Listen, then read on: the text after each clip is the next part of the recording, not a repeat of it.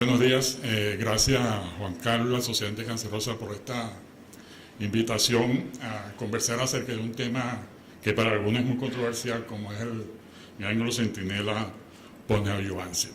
Esto lo vamos a enfocar como tipo una ecuación con dos variables que iremos develando al final, presentaremos algunos resultados. Como dijo Raúl, la principal indicación, la indicación primaria de la neoadyuvancia en cáncer de mama fue transformar aquella enfermedad que era inoperable en enfermedad operable.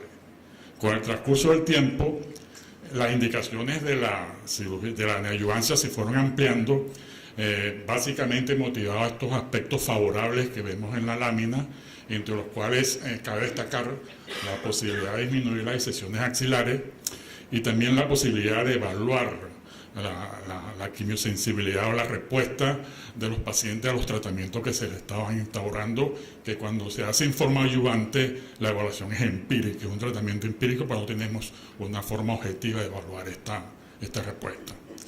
La última indicación de la neoadyuvancia es que está sirviendo de plataforma para el desarrollo y aprobación a corto plazo de nuevas drogas. Esto recientemente un ejemplo es Beliparib y Neratinib, que fueron desarrolladas a través de los estudios Spider. De manera tal que tenemos una población heterogénea en aumento. Es un escenario donde coinciden cáncer de mama localmente avanzado y cáncer de mama operable, ya sea con axila negativa o con axila clínicamente positiva, que es la población a la cual vamos a hacer énfasis en el día de hoy. Históricamente, a todos estos pacientes, después de la disección axilar, le hacíamos, después de la neoadyuvancia le hacíamos disección axilar. De eso puede dar fe un histórico que tenemos aquí, que es el doctor Gerardo Hernández. No pongan esa cara, Gerardo. Mejor es que te diga histórico y no veterano. Agradece. ¿Qué pasaba? Que cuando operábamos a estos pacientes después de la neoadyuvancia, veíamos que un grupo importante de pacientes tenían ganglios negativos. O sea, que pacientes que eran clínicamente positivos, luego lo operamos y veíamos para nuestra sorpresa que eran ganglios negativos. Es decir, había una conversión de la positividad de estos pacientes a ganglios negativos. Y esto era más evidente en ciertos subtipos tumorales, como los HER2 negativos y los HER2 positivos y los triples negativos. Varios trabajos donde esto se reafirma, estos son trabajos recientes, donde con los nuevos tratamientos que tenemos ahora, que son más efectivos, las tasas de respuesta patológica completa han ido aumentando, manteniéndose alrededor del 40%.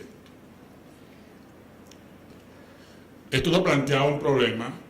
Si era factible, por supuesto que estos pacientes que tenían axila negativa, luego la neoadyuvancia, no le hacíamos ningún favor haciéndole una disección axilar. Entonces surgió la interrogante de que si la técnica de ganglio centinela, que es un procedimiento que funcionaba muy bien con los ganglios clínicamente negativos, podrían ser utilizadas en esta población de pacientes que eran inicialmente clínicamente positivos y que luego se transformaban en negativos. Esto tuvo sus cuestionamientos, como siempre, y sus críticas por parte de varios autores que decían que la quimioterapia produciría fibrosis o obstrucción de los canales linfáticos, lo cual dificultaría la diseminación de los trazadores, aumentando la tasa de falsos negativos. Y por otro lado también que el ganglio centinela, si salía negativo, no reflejaba el estado de los demás ganglios de la cuenca ganglionar, ¿no? Para darle respuesta o aclarar a todos estos cuestionamientos, se desarrollaron una serie de trabajos, los cuales vamos a revisar a continuación. Uno de los aspectos primarios fue cuándo realizar el ganglio, si realizarlo antes o después de la neoadyuvancia. Si bien es cierto que realizarlo antes como herramienta diagnóstica funciona mejor porque hay una mayor tasa de identificación y una menor tasa de falsos negativos, hacerlo antes suponía en la mayoría de los casos hacer 2 procedimientos quirúrgicos la posibilidad de evitar una disección axilar disminuía bastante y se perdía esa posibilidad de evaluar la respuesta a la quimioterapia neoadyuvante en la respuesta granular, motivo por el cual actualmente, después de múltiples trabajos, la tendencia es ahorita aceptar hacer la biopsia de ganglio centinela después de la neoadyuvancia. Entre los trabajos estos que se realizaron en Centina, este es un trabajo multicentro alemán y austríaco, y la finalidad de este trabajo fue diseñar un algoritmo de realización del método de ganglio centinela, exacto, si era mejor hacerlo antes o después. Es un trabajo con cuatro brazos. A los pacientes que eran clínicamente negativos se les realizó la biopsia de ganglio centinela antes de la neoadyuvancia, y a los que eran clínicamente positivos se les realizó después de la neoadyuvancia. Y este posiblemente es el brazo C, el grupo que más nos interesa a nosotros para evaluación de resultados. Los resultados, tasa de identificación cuando se hacía antes 99.1%, post-neoadyuvancia 80.1% y una tasa de falsos negativos de 14.2%. Las conclusiones de esto: bueno, la biopsia de ganglio centinela es un método diagnóstico confiable antes de la quimioterapia neoadyuvante. Hacerlo después de la neoadyuvancia implicaba una menor tasa de identificación y una mayor tasa de falsos negativos. Estas fueron las conclusiones de este trabajo. Luego viene el trabajo del ACOSO Z1071. Este fue hecho con ganglios que eran clínicamente positivos, demostrados patológicamente. Este más o menos es el esquema. Estos pacientes fueron en adyuvancia y luego en adyuvancia a todos se le hizo una biopsia de ganglio centinela y luego se le hizo una disección axilar para evaluar la tasa de falsos negativos.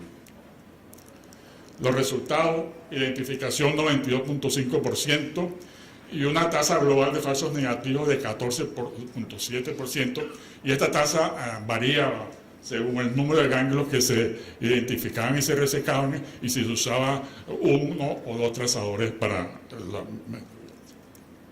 Este fue el promedio de la tasa de falsos negativos, 12.6%. A varios de estos pacientes, en el 30%, se le colocó un clip, y cuando este clip lo localizaban y al momento de practicarse la biopsia de ganglio centinela se extirpaba y se encontraba, la tasa de falsos negativos disminuía a un 7.4%. Conclusión de este trabajo: este trabajo se prefijaron una tasa de falsos negativos que era de 10%, debía ser de 10%, que es la tasa que aceptamos para ganglios negativos. Sin embargo, la tasa de 12.6 fue superior a la tasa que se esperaba. Entonces, en base a ello, los investigadores recomendaban, que había que mejorar la estrategia y afinar ciertos detalles técnicos antes que pudiéramos recomendar la biopsia de ganglio centinela como una alternativa a la disección axilar en los pacientes con axila clínicamente negativa de inicio. Este es un trabajo canadiense con tasas igual de identificación de 87.6% y 8.4%. Y este es el trabajo que a mí me gusta más hablar porque es un trabajo nacional que hicimos en nuestra institución y que sirvió de base para una tesis de grado de la doctora Laura Berga. Incluimos 103 pacientes en el estudio en el lapso de 2008-2010. Le dimos neoadyuvancia y a aquellos pacientes que se tornaron axila clínicamente negativa le hicimos biopsia de ganglio centinela y disección axilar porque queríamos averiguar nuestra tasa de falsos negativos. La tasa de identificación fue de 92-23%, la tasa de falsos negativos fue de 8.6%, y cuando uno revisa la literatura, lo que llama la atención es que todos estos trabajos, el Centina y el Z1071, era básicamente con estudios dobles. En Venezuela, por nuestra característica de presentación clínica, nos dio la oportunidad de que es el único trabajo en la literatura donde hay una predominancia de estadios 3 en un 60%.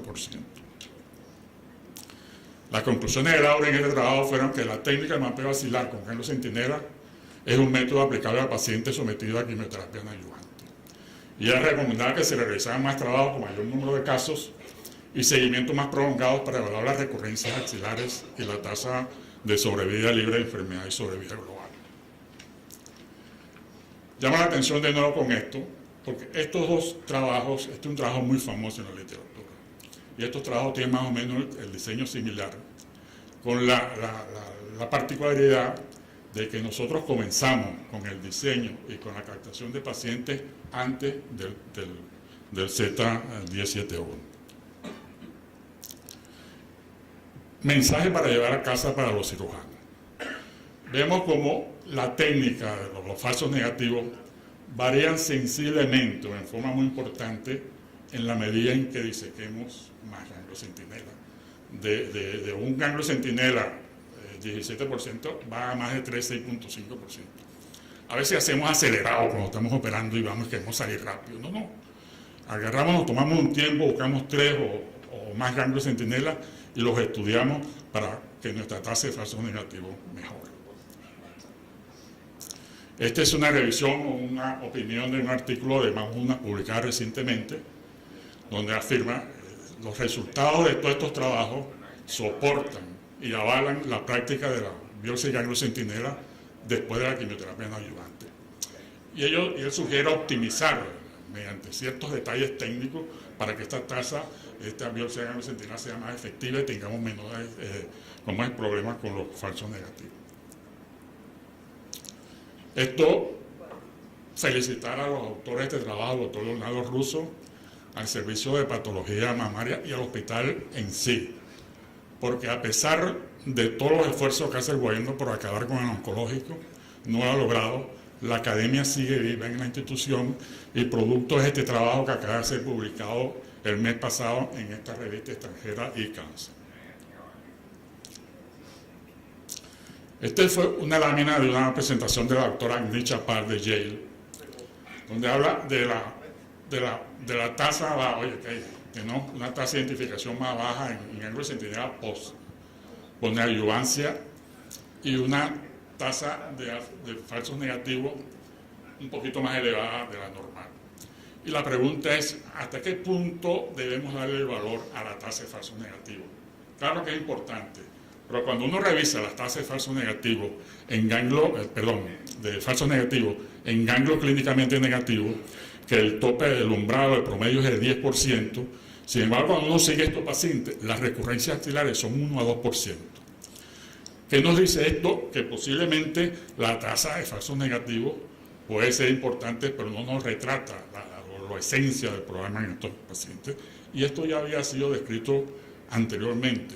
Ya Fischer en 1977, en su célebre trabajo B04, y luego avalado por Giuliano en el 2011, 34 años después, algo que dice que no toda enfermedad ganglionar axilar oculta llega a ser clínicamente detectable o relevante con respecto a la recurrencia de la sobrevida. Más importante, posiblemente, lo que nos va a determinar la efectividad o la importancia clínica de la biopsia del ganglio centinela después de la neoadjuvancia es la tasa de recurrencias axilares. O sea, agarrar a estos pacientes que se les hizo la biopsia de ganglio centinela en pacientes que eran clínicamente positivos y ver cuántos ganglios cuántos pacientes tuvieron recurrencias axilares. Este trabajo en la literatura es muy escaso, no se ha hecho. El trabajo posiblemente más resaltante que conseguimos fue publicado en JCO por la doctora Galimberti en 2016, 396 pacientes que eran clínicos N0 N1 y que se transformaron en N0 después de la neoadjuvancia. Estos pacientes se evaluaron y vemos que tiene una sobrevida global muy buena para unos pacientes que eran ganglios positivos y algunos ganglios negativos.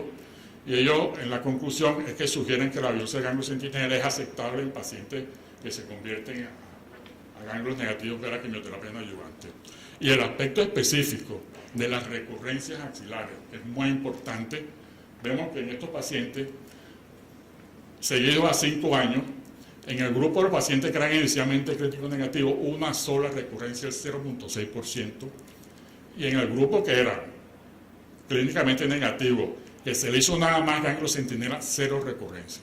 ¿Okay? Esto también es 4 años después del acoso Z1071. No se evaluó lamentablemente las recurrencias axilares, pero si volvemos a las sobrevidas, que son sobrevidas muy buenas, y en estos pacientes la sobrevida estuvo, específica del cáncer de mama, estuvo ligada al subtipo tumoral y a la respuesta patológica completa. Hay un problema que tenemos con el manejo locorregional después de las neoadjuvancias. Y es un problema para el oncólogo médico, para el cirujano. Oye, para darle tratamiento, ¿qué hacemos? ¿Nos basamos en la información clínica inicial o en el estado después de la respuesta a la quimioterapia? Entonces, posiblemente lo más lógico sea hacer una mezcla de las dos cosas y diseñar grupos de bajo, de mediano y de elevado riesgo para diseñar todo el armamentario terapéutico anterior. Estos son dos trabajos, sobre todo para radioterapia, saber si se da o no radioterapia. El Alliance A11202 en pacientes que son ganglios centinelas positivos después de toda neoadjuvancia. Entonces son aleatorizados a recibir o disección axilar o tratar de la axila con radioterapia. Y el otro grupo, el B51, que es bien importante, son ganglios que son negativos después de la... Y la idea con estos pacientes es ver si se les puede evitar darle radioterapia a las áreas ganglionares regionales y en los casos de pacientes con mastectomía, ver si podemos evitarle también recibir mastectomía a la pared costal y a las áreas de drenaje ganglionar.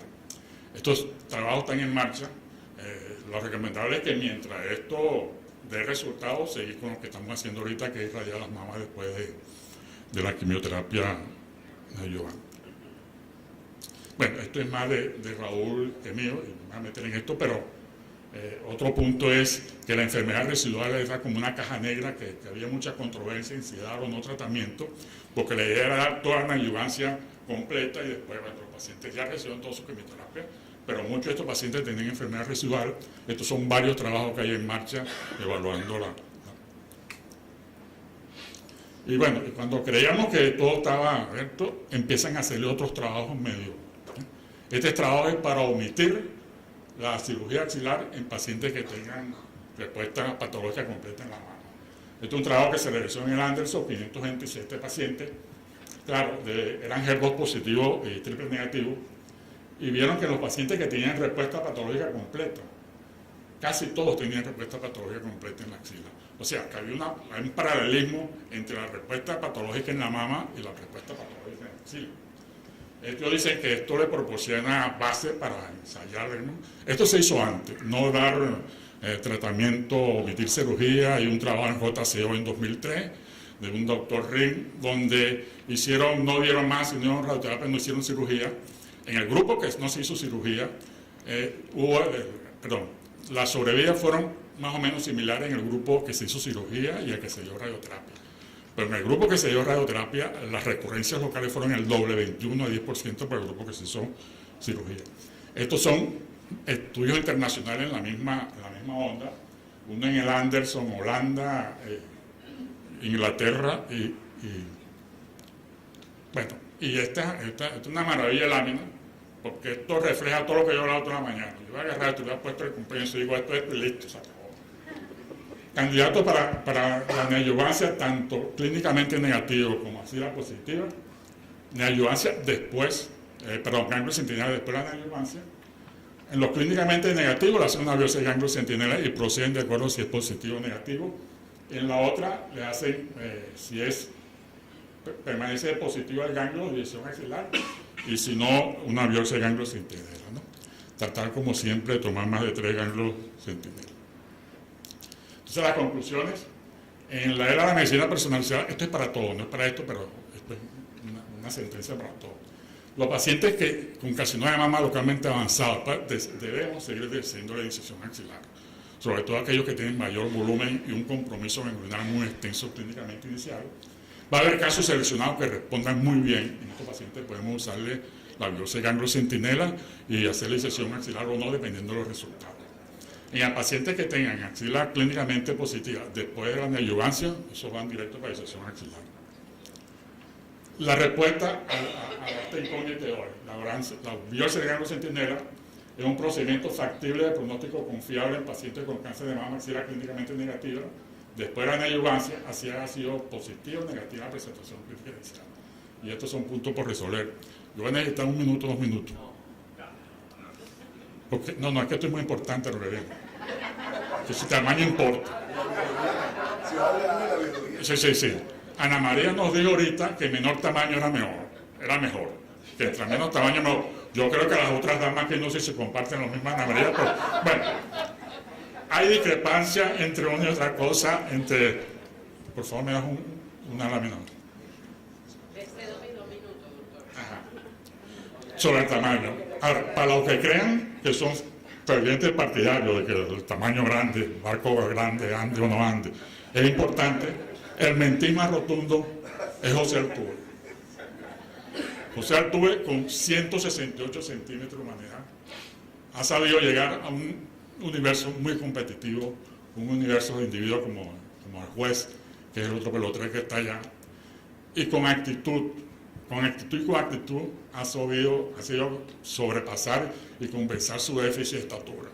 Si le queremos ver el currículum de Altuve tiene 7 temporadas en las Grandes Ligas, y si descontamos la primera, que fue su de novato, que no fue completa, 6 temporadas completas. En 6 temporadas fue campeón bate en la Liga Americana en 2017, esta que acaba de pasar, campeón de la Serie Mundial con los Astros de Houston. Anoche le acaban de dar el bate de plata al segundo base ofensivo de la Liga Americana.